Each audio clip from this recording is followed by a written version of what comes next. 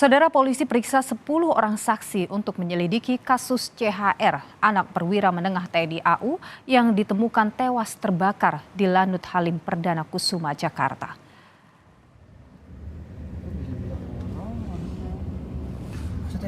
Dari 10 orang saksi yang diperiksa polisi, 2 diantaranya ialah ayah dan ibu korban.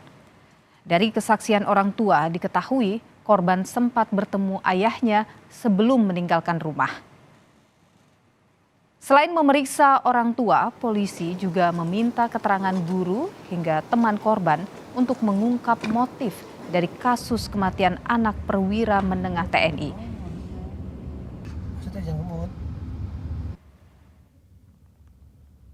Interogasi dan klarifikasi terhadap 10 orang saksi. Semula kemarin kami sampaikan 8, ini ada tambahan 2 orang lagi. Masing-masing adalah ibu korban, lalu bapak korban, wali kelas korban, guru BK korban, teman kelas korban 4 orang.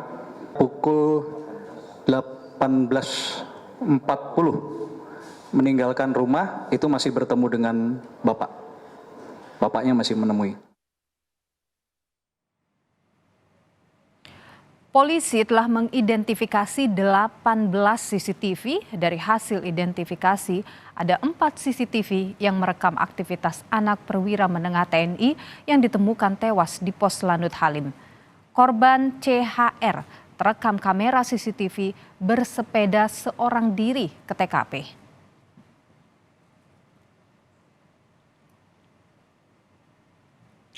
Korban terekam CCTV menggunakan ransel dan bersepeda seorang diri ke TKP.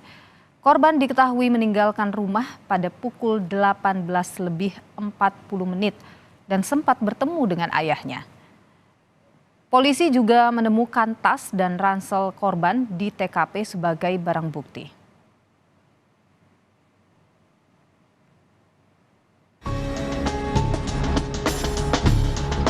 Polisi mengungkap temuan baru terkait kasus kematian anak perwira menengah TNI di Landasan Udara Halim Perdana Kusuma.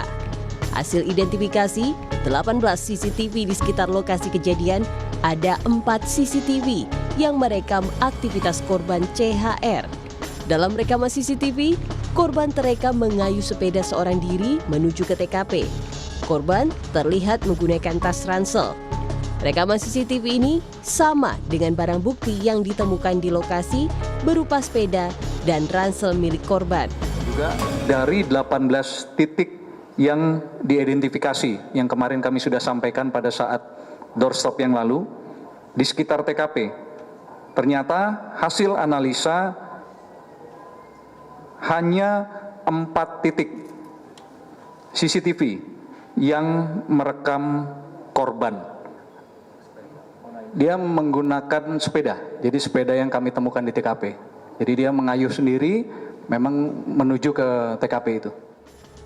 Sebelumnya, polisi juga menemukan fakta jika korban sempat menulis pesan dalam akun Roblox miliknya. Ya, mengecek akun Roblox korban karena ditemukan status di Roblox korban bertuliskan, ya, tulisannya, "Hi, if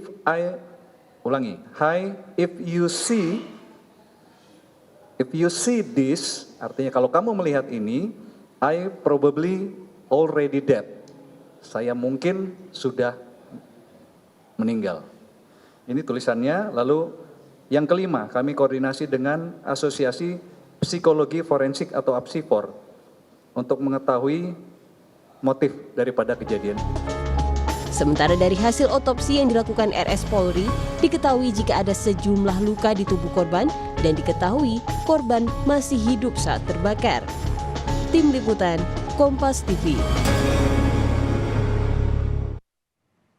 Lebih lengkap, saudara, untuk mengungkap kasus ini kita terhubung dengan pakar psikologi forensik Resa Indragiri. Bu Resa, selamat petang, sehat selalu. Selamat sore, Mbak. Oke. Bu Reza, jadi kalau dari rekaman CCTV terlihat korban ini seorang diri menuju ke TKP. Analisa Anda, apa yang tergambar dari peristiwa itu? Sebagaimana tempo hari pernah kita diskusikan juga di Kompas TV, menurut saya saat itu ada dua kemungkinan yang bisa dikesampingkan dan ada dua kemungkinan yang patut didalami lebih jauh.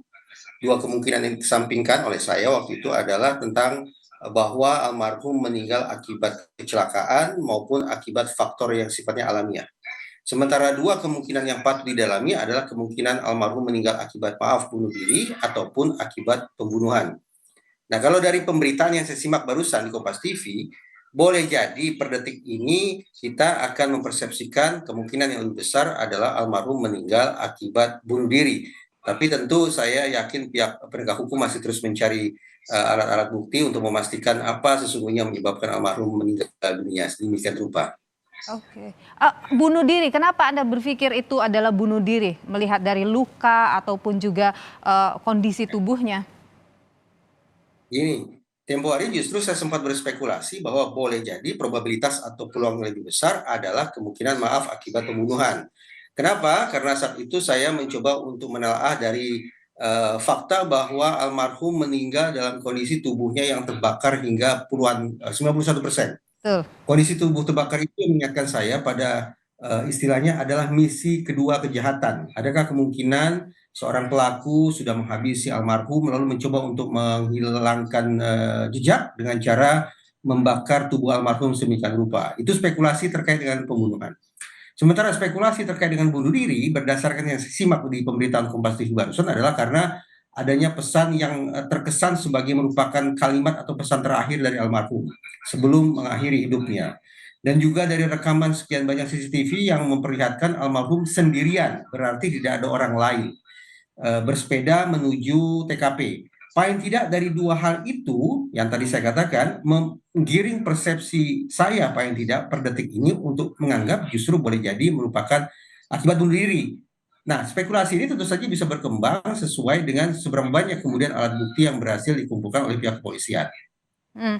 Kalau misalnya adakah kemungkinan misalnya ini bunuh diri, karena kan kalau kita lihat dia mungkin dia datang ke sana sendiri, mungkin bertemu dengan seseorang, dan yang menarik juga CCTV yang mengarah ke TKP itu juga mati begitu, ada 4 begitu. Mungkinkah ada kemungkinan besar juga pembunuhan terjadi di situ?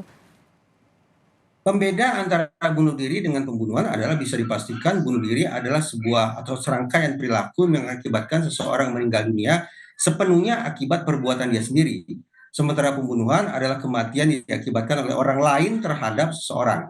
Nah, sudah barang tentu persepsi kita akan tergiring pada spekulasi kembali lagi ke kemungkinan pembunuhan apabila tersedia rekaman CCTV atau tersedia saksi yang memberikan penjelasan, menghadirkan gambaran bahwa ternyata almarhum di TKP tersebut bersama orang lain yang melakukan serangan terhadap dirinya.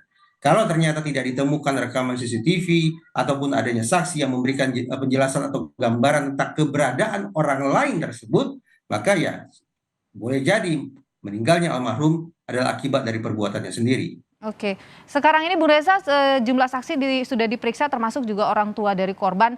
Kalau Anda menilai arah penyelidikan polisi ini harusnya kemana nih untuk menemukan titik terang dari kasus ini?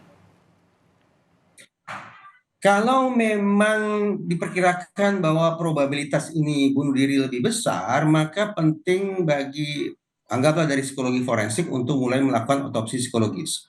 Otopsi psikologis adalah dilakukan lewat dua mekanisme. Pertama dengan pemeriksaan dokumen, misalnya riwayat kesehatan atau surat-surat yang ditinggalkan, atau barangkali juga ada dokumentasi games yang pernah dilakukan oleh almarhum yang bisa mengindikasikan bahwa almarhum memang menghabisi dirinya sendiri.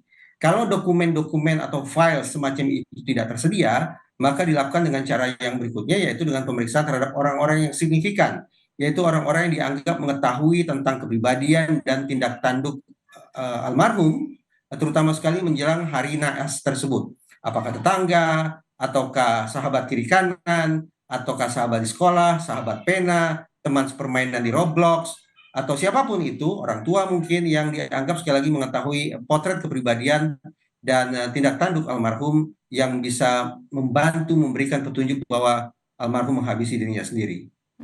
Baik, Bung Reza Indragiri, ahli psikologi forensik. Terima kasih atas pandangan Anda di Kompas Petang. Sehat selalu, Bung Reza. Terima kasih.